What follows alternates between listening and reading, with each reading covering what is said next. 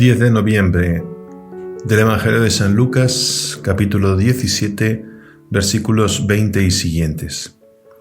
En aquel tiempo los fariseos le preguntaron a Jesús: ¿cuándo llegará el reino de Dios? Jesús les respondió: el reino de Dios no llega aparatosamente.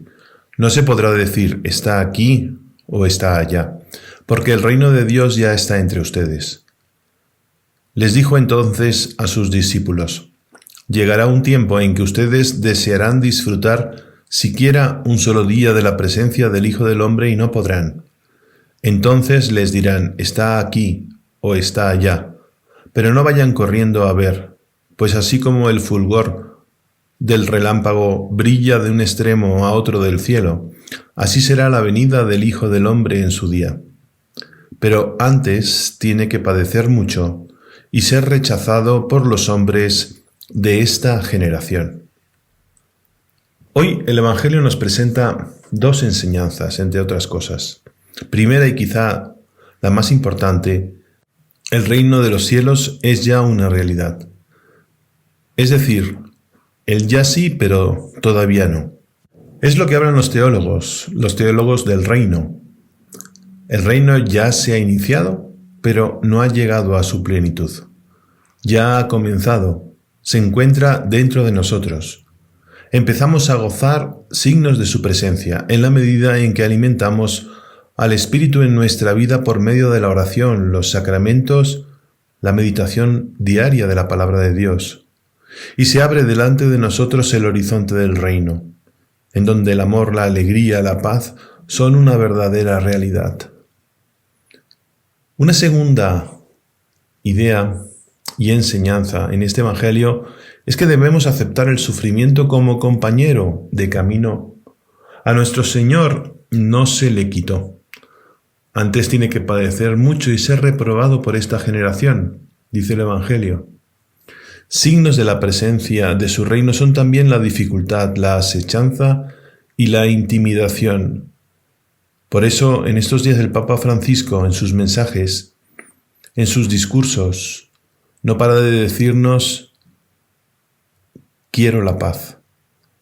Hay que prepararse para ir contracorriente en este mundo que busca la guerra, cuando el reino de Dios lo que busca es la paz.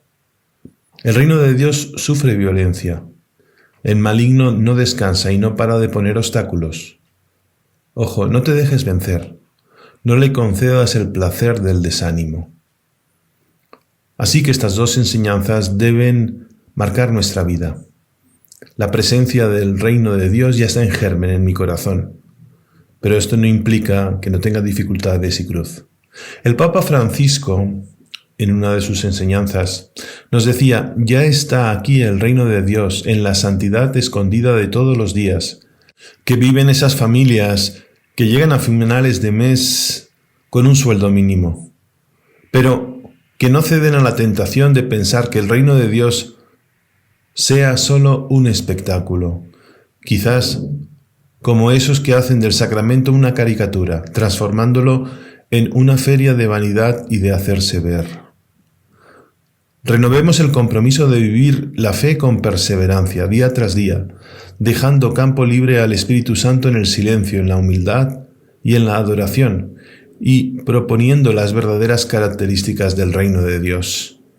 Precisamente el hecho de que Jesús hablase mucho del reino de Dios había convertido en curiosos también a los fariseos, tanto que llegan a preguntarle: ¿cuándo va a llegar el reino de Dios? Y Jesús responde claro: el reino de Dios no viene aparatosamente, ni dirán está aquí o está allí, porque mirad, el reino de Dios está en medio de ustedes.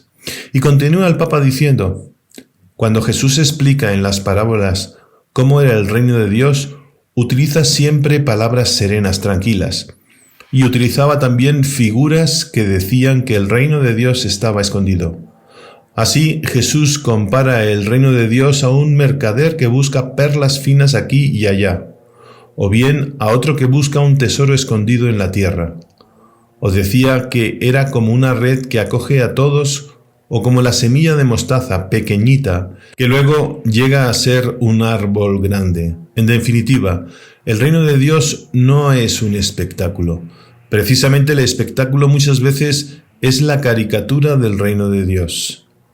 En cambio, el reino de Dios es silencioso, crece dentro, lo hace crecer el Espíritu Santo con nuestra disponibilidad. Y crece lentamente, silenciosamente.